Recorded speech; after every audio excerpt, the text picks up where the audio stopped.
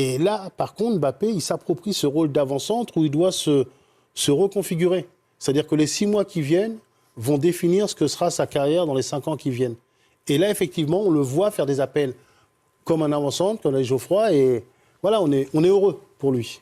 Il est presque, ça y est, comme un madrilène depuis quelques mois, là. On a l'impression que il a fallu aller 1 mois de transition, 1 mois d'attente. Ouais, alors j'ai comparé évidemment, parce que nous, on est vicieux, on compare toujours. Alors, j'ai comparé et nous, on est vicieux. Mais Bon, c'est un truc parfois le journaliste. pluriel n'est pas nécessaire, un singulier Je suffit. suis vicieux, c'est ça que je veux dire.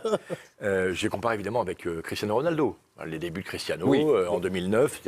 Après 9 matchs, Cristiano avait marqué, je le connais très bien en plus, c'est pour ça que je l'appelle Cristiano, avait marqué 9 buts en 9 matchs, dont un penalty. Kylian est à 7 buts en 9 matchs, dont 3 penaltys. On n'est pas loin quand même. Hein. Ouais. C'est-à-dire qu'il a bien démarré dans une équipe extraordinaire, avec des talents fous et tellement de talents offensifs, tellement jeunes, tellement féroces. On disait, Samuel disait avant l'émission, une meute de jeunes loups, qu'il va falloir montrer les dents et les crocs. Et pour l'instant, c'est ce qu'il fait. Il est en tout cas... Mais l'équipe est peut-être un petit peu plus rodée en 2024 qu'à l'époque de Cristiano Ronaldo lorsqu'il arrive en 2009. C'est vrai que parce qu'à l'époque de Cristiano, il faut le rappeler, il y avait eu un énorme changement. Le Real est en jachère. Il y avait Kaka qui est arrivé, Cristiano, évidemment, Xabi Alonso, Karim Benzema. En construction. En reconstruction. Ouais. Là, l'équipe, elle est déjà... elle est championne d'Europe. Assez au point, elle a gagné la Ligue des Champions, on est d'accord. Mais, j'ai envie de dire, il est sur la bonne voie. Voilà. Le Real Madrid s'impose 3-2 face à Alaves. Vous avez vu le second but d'Alaves. Ce qui est intéressant de noter, c'est que donc Kylian Mbappé enchaîne, Colin. Oui, il est enfin lancé, le Français, avec le Real Madrid. C'est simple, il avait mis du temps à commencer, 4 matchs et 1 but. Mais là, sur ces 5 derniers matchs, vous le voyez, c'est 6 buts, dont, vous l'avez dit, 3 pénaltys. Mbappé marche fort, le Real aussi, comme Carlo Ancelotti, 300e comme entraîneur madrilène sur le banc du Real, en 2 aventures. C'est vrai, est-ce que c'est le plus grand dans l'histoire du club, Samuel ? Je pense que oui. Par rapport à tout ce qu'il a fait, c'est lui qui a gagné la Décima. Oui, et c'est lui qui l'a construit, cette équipe. C'était pas facile parce qu'il y avait beaucoup d'attentes autour de lui. Il a gagné la Décima, il est parti. Après, à Everton, ça s'est pas trop bien passé. Il y a eu le Bayern de Munich. Oui, Bayern de Munich, mais ça s'est pas trop bien passé par la suite.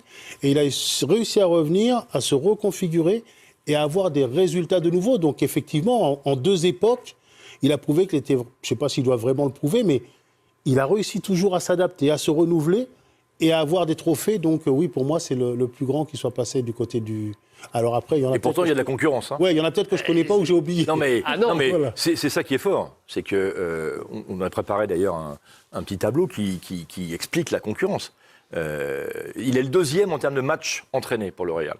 Alors bon, déjà, on va parler de l'actu. Là, ce soir, son Real à lui enchaîne un 39e match sans défaite en championnat. C'est le record du club, mine de rien. Et la dernière défaite, c'était il y a 1 an, pile, jour pour jour, contre l'Atlético, que le Real affronte justement chez le rival le week-end prochain. Mais sur la carrière d'Ancelotti au Real, il est le 2e, en fait, coach ayant dirigé le plus de matchs dans ce club, qui a longtemps été très instable.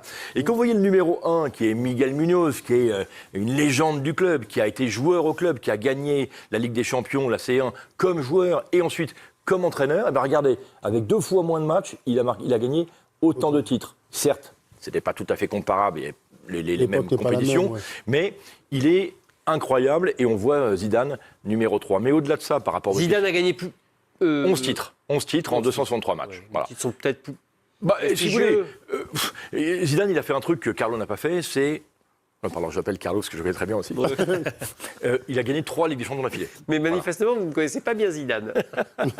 Lui n'a pas droit à un surnom ou... Zinedine Zidane. Voilà. Zizou, mais Zizou. Revenons-en, pardon. 3 Ligues des Champions d'affilée. Ce que Ancelotti n'a pas fait. Voilà, ce que personne n'avait jamais fait. Et que personne n'a fait depuis. Mais Ancelotti, il a autre chose, lui. Il a gagné 5 Ligues des Champions, 2 avec le Milan et 3 avec le Real, ce qui fait de lui le recordman de l'épreuve. Et il me semble qu'aujourd'hui, c'est presque l'automne de sa carrière, 65 ans, quand même. veut dire que il l'a dit, ça sera son dernier club. Il est exactement là où il faut. C'est une chance, mais quelque part, moi, je suis admiratif de ça.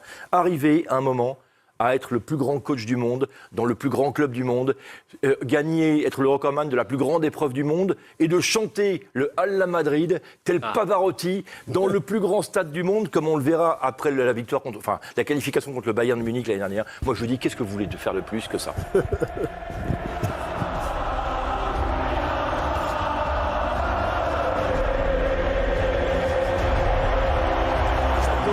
Littéralement.